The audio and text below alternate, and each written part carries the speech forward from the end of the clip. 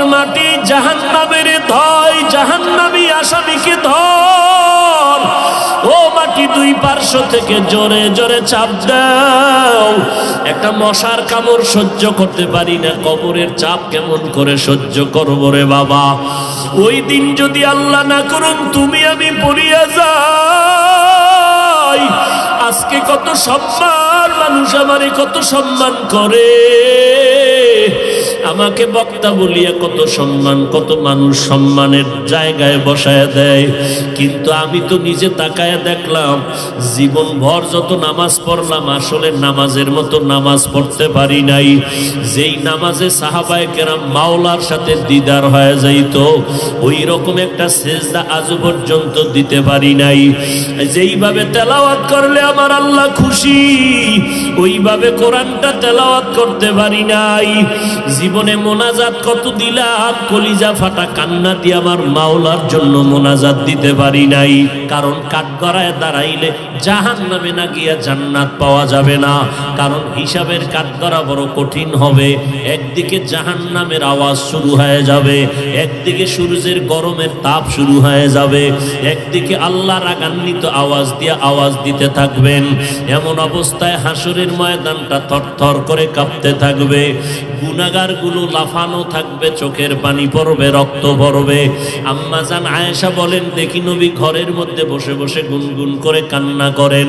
আমি জিজ্ঞাসা করলাম, নবী আপনি কাঁদেন কেন, কি কারণে কাঁদেন?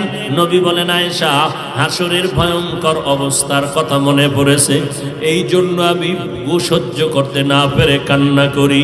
কেমন ভয়ঙ্কর অবস্থা হবে? নবী বলেন, আয়েশা ওই হাসরের ময়দানে সমস্ত মানুষ, নবী সাহাবী সবাই উলঙ্গ দাঁড়াবে, নারী পুরুষরা উলঙ্গ দাঁড়ায় যাবে। সূর্যটা মাথার উপরে আসবে, আল্লাহ বলবেন, ও সূর্য তোর যত তাপ আছে জমিনের মধ্যে সারিয়া দে। ওদিকে জাহান্নামের আওয়াজ, জাহান্নাম বলবে, আল্লাহ বেনামাজি গুলো কই, গুনাহগার গুলো আমার পেটে দাও, আমার পেটে বড় ক্ষুধা, সহ্য করতে পারি না। আল্লাহ বলবেন, ও ফেরেশতারা জাহান্নামের গলায় 70,000 শিকল লাগাইয়া পেছনে টেনে ধর, যদি সামনে আগে আমি বিচার শেষ করতে পারবো না।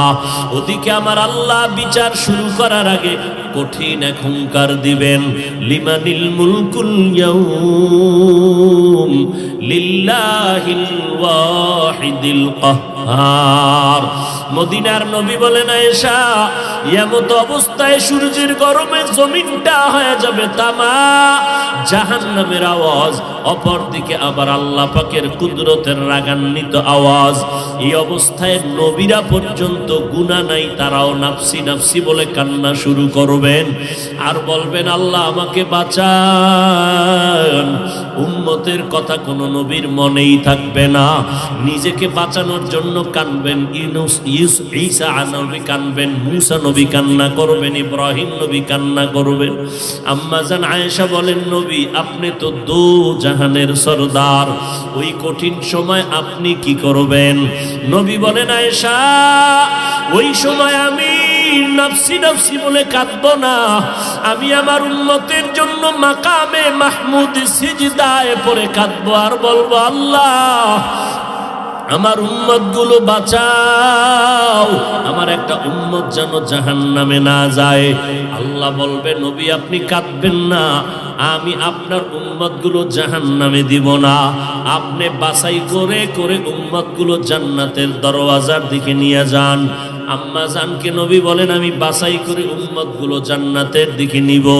আম্মা জান বলেন, কোটি সহস্র কোটি মানুষের মধ্যে চিনবেন কিভাবে আপনার উম্মত কারা?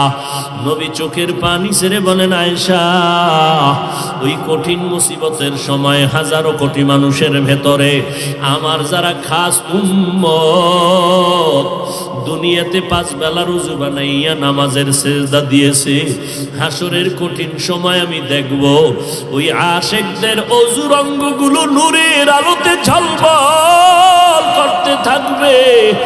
আমি নবী তাদেরকে দেখিয়া দেখিয়া দইরা দইরা জান্নাতের দরজায় নিয়ে যাব। আমি আমার উম্মতের জাহান্নামে রাইখা জান্নাতে ঢুকবো না।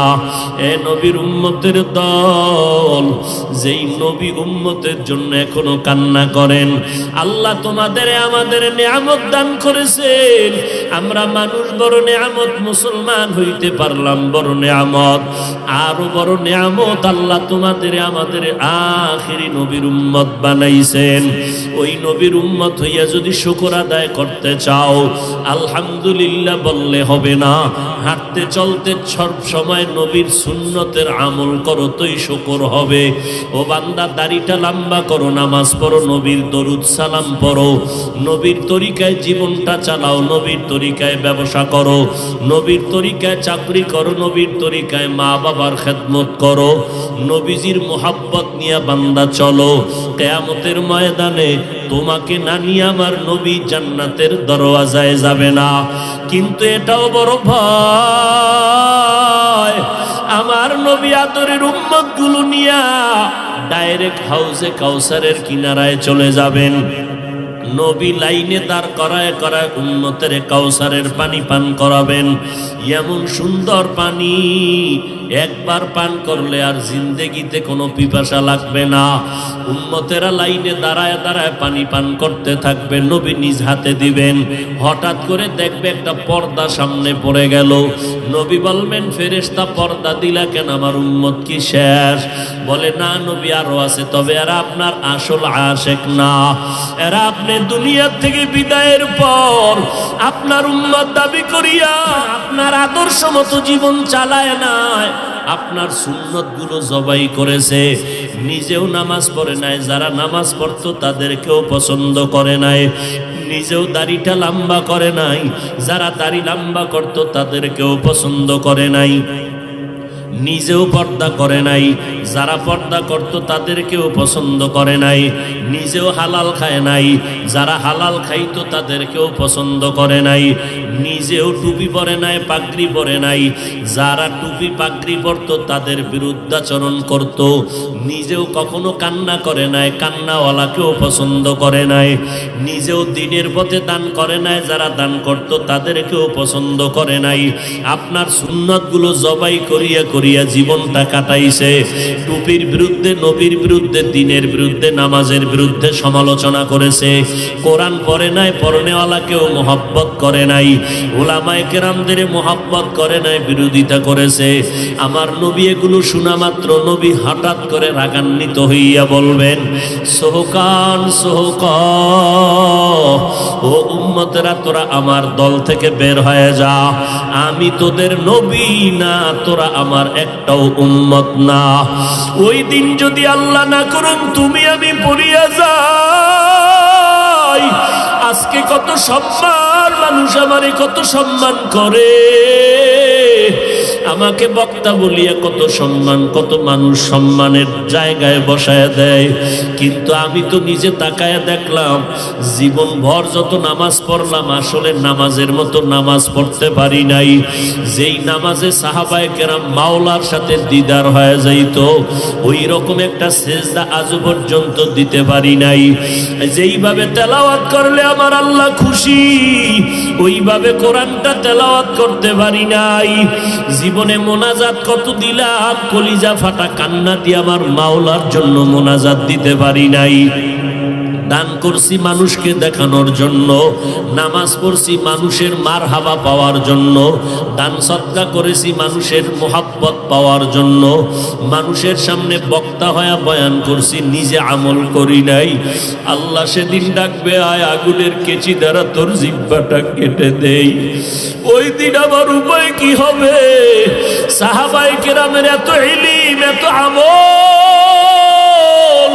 সাহাবায়ে কেরামের এত তাকওয়া, এত ইখলাস, এরপরেও যদি তারা জীবনভর কান্না করতে থাকে, ও আল্লাহর বান্দারা নিজের বড় মনে করার কি পুঁজি তোমার কাছে আছে? তুমি যত বড় মুফতি দাবি করো, তোমার মুফতিগিরির দাম আমার আল্লাহর কাছে নাই। তুমি আমি যত বড় মাওলানা দাবি করি, মাওলার কাছে মাওলানা হইতে পারলে তো কাজ। মাওলানা তো বড় হইলাম মানুষের দরবারে, আল্লাহর দরবারে হতে পারি নাই। অহংকার করিয়া করিয়া নিজের জীবনটা বরবাদ করে দিলাম। সাহাবায়ে কেরাম এত সুন্দর ইখলাস আমল নিয়েও কান্না করলে তোমার আমার কি পরিমাণ কান্না দরকার? আজকে নিজের চোখেও পানি নাই, কান্নাওয়ালার সাথে কোনো মোহাব্বত নাই, বরং কান্নার বিরুদ্ধে বিভিন্নভাবে তুমি প্রপাগান্ডা ছড়াও। এখনো সময় আছে, আমার আল্লাহ তো জাহান্নামে দিতে চান না, কারণ আমার আল্লাহ চান তার আশেক বান্দাগুলোকে জান্নাতে দিবেন। কারণ আমার আল্লাহ পাক জানেন বান্দা জাহান্নামের আগুন বড় ভয়ঙ্কর। একটা সেকেন্ডের জাহান্নামের আগুন সহ্য করার ক্ষমতা কারো নাই। ও আল্লাহর বান্দারা, গুনার কাজ ওই পরিমাণ করিও রে যুবক, গুনার শাস্তি জাহান্নামে যেই পরিমাণ সহ্য করতে পারবি ওই পরিমাণ গুনাহ নিয়ে কবরে যাবি। ও যুবকেরা, এখনো আর কত বাহাদুরি করবা? এই জীবনে কত যুবকের লাশ কবরে রাখলাম, এই জীবনে কত যুবকের জানাজা পড়াইলাম, এমন একটা দিন নাই যুবকের লাশের খবর নাই। কত মা কান্না করে আমার সন্তান নাই, কে আমারে মা বলে ডাকবে? কত বাবায় কান্না করে, কে আমার খোঁজ খবর নিবে? ও আল্লাহর বান্দারা, স্কুলে পড়ো, কলেজে পড়ো, বাধা নাই। নবীর তরিকা মানো, পাঁচ বেলার নামাজ পড়ো, মা বাবার দোয়া নিয়ে চলো, ওলামায়ে আহলে হকের পরামর্শ নিয়ে আমল করো, মোনাজাত দিয়া মাওলার কাছে একটু কান্না করো। যদি মনে করো চোখে পানি আসে না, তোমার উপরে আমার আল্লাহ বেজার, গুনার কারণে তোমার দিলটা বড় পাথর। ওরে থানায় আসামিকে পিটাইলেও যদি আসামি কান্না করে, ওরে ছাত্র ওস্তাদের শাস্তির ভয়ে যদি কান্না করতে পারে, ওরে সন্তান যদি মা বাবার শাস্তির ভয়ে কান্না করতে পারে, আমার মাওলার আযাবের ভয় কি এত কম? ওই আল্লাহর আযাবকে যদি ভয় করো, কেন কান্না আসবে না রে বাবা? তোমার কপাল বড় খারাপ, ডানে বামে যদি কোনো কান্নাওয়ালা কাউকে পাও, হাতটা বাড়াইয়া দোয়া নিতে থাকো, আর মা বাবার থেকে দোয়া নাও, চোখের পানি তোমার চলে আসবে। ভোর রাত্রে আমার মাওলাকে একটু মোহব্বতে ডাক দিও, দেখবা চোখের পানি আসা শুরু হয়ে যাবে। নিজের হিসাব মিলাও, অন্যের হিসাব মিলায়া লাভ হবে না রে বাবা। যেদিন মরণ আসবে, কে বক্তা, কে শ্রোতা, কে ডাক্তার, কে মুফতি, কোনো ভেদাভেদ নাই। নিজের গায়ের গেঞ্জি কাটিয়া সাদা তিনটা কাফনে প্যাকেট বানাইয়া ওই অন্ধকার কবরে নিয়ে যাবে। কে মুফতি, কে মাওলানা, কে ধনী, কে গরিব, কে ডাক্তার, কে রোগী, কোনো ভেদাভেদ নাই। ওই অন্ধকার কবরে তোমাকে আমাকে আপনজনেরা রাখিয়া পাড়াইয়া পাড়াইয়া মাটি দিয়া সবাই চলে যাবে। ওই কবরে তিনটা প্রশ্ন করা হবে, রবের পরিচয় দাও, ধর্মের পরিচয় দাও, রহমাতুল লিল আলামিনের পরিচয় দাও। ওই জায়গায় কিন্তু জিজ্ঞাসা করা হবে না তুমি কি পরিমাণ এলেমওয়ালা, টাকাওয়ালা।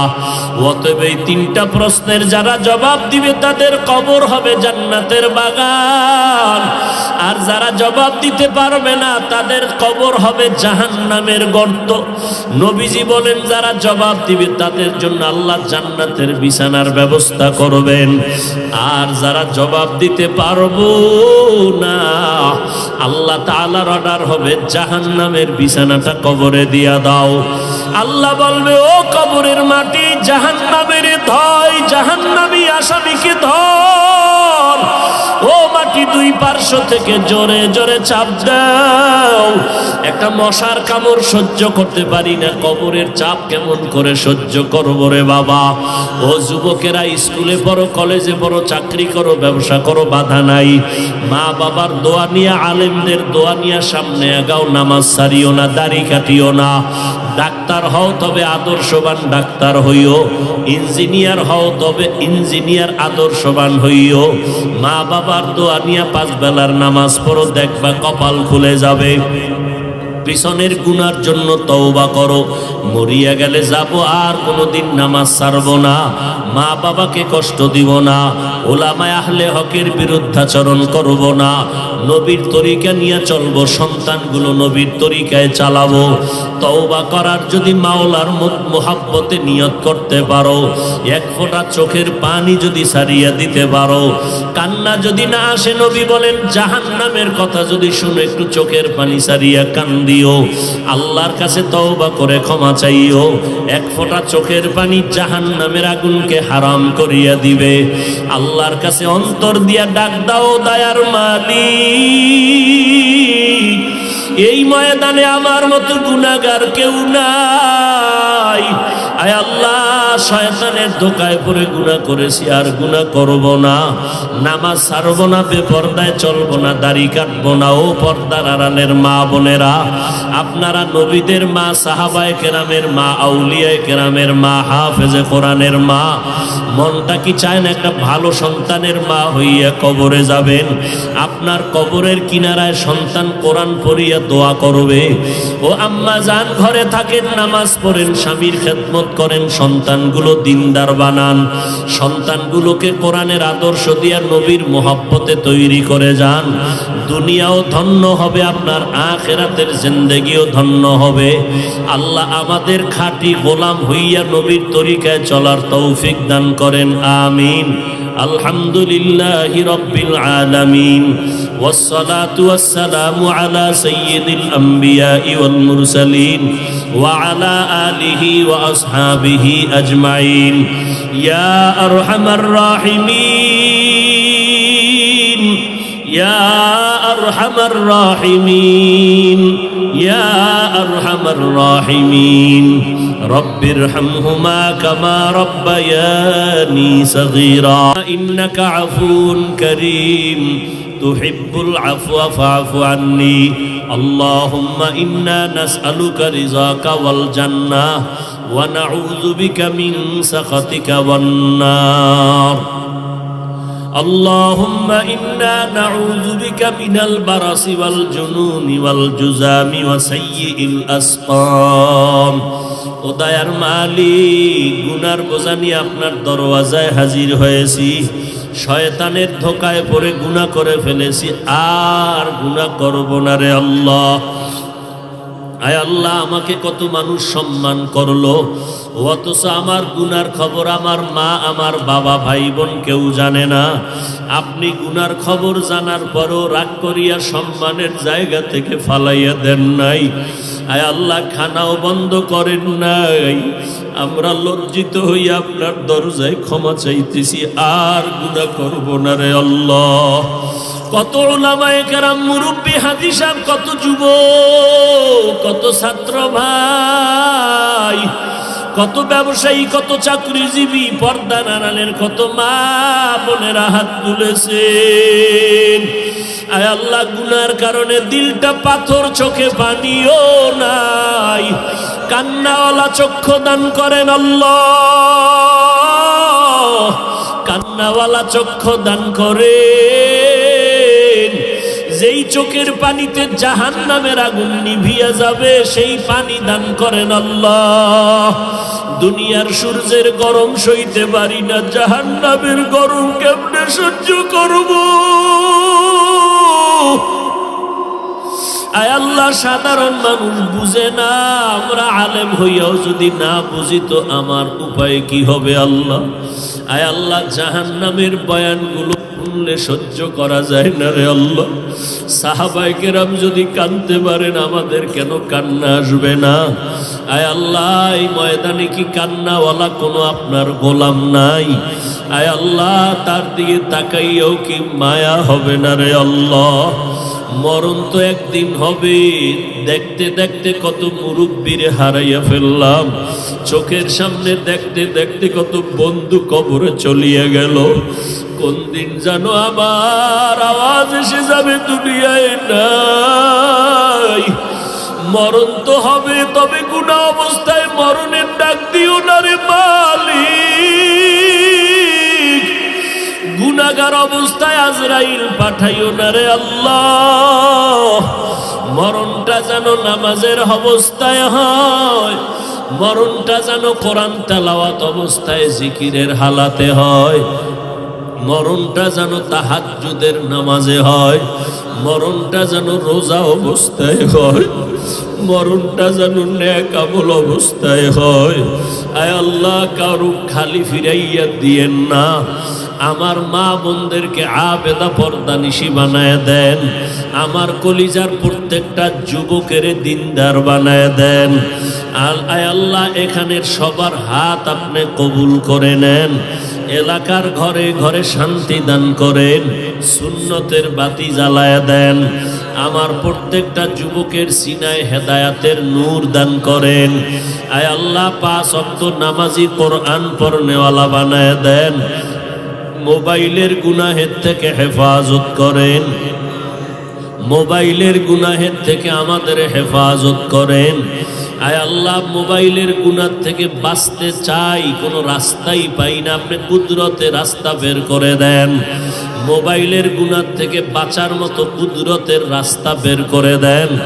না হয় ভয় লাগে এই মোবাইলের কারণে আমরা ধ্বংস হয়ে যাইতেছি। আয় আল্লাহ, গুনাহ করে করে আজ ধ্বংস হয়ে যাইতেছি। আয় আল্লাহ, আমার প্রত্যেকটা ভাইকে কবুল করে নেন। আয় আল্লাহ, সবার ব্যবসায় হালালভাবে বরকত বাড়ায়া দেন, হারাম থেকে হেফাজত করেন। আমাদের সন্তানগুলো নেককার বানায়া দেন, সারা দুনিয়াবাসীকে মাফ করে দেন। বাংলাদেশ শান্তির দেশ বানায়া দেন। ওলামায়ে আহলে হকের বিজয় দান করেন। ইসলামের ব্যানারওয়ালা দুশ্মন থেকে হেফাজত করেন। বাতিলের মোকাবেলায় বিজয় দান করেন। আয় আল্লাহ, হিম্মত শক্তি সাহস বাড়াইয়া দেন। আয় আল্লাহ, মাদ্রাসা মসজিদ কবুল করে নেন। অন্যান্য শিক্ষা প্রতিষ্ঠান নবীর আদর্শওয়ালা বানাইয়া দেন। আয় আল্লাহ, দীর্ঘ নেক হায়াত দান করেন।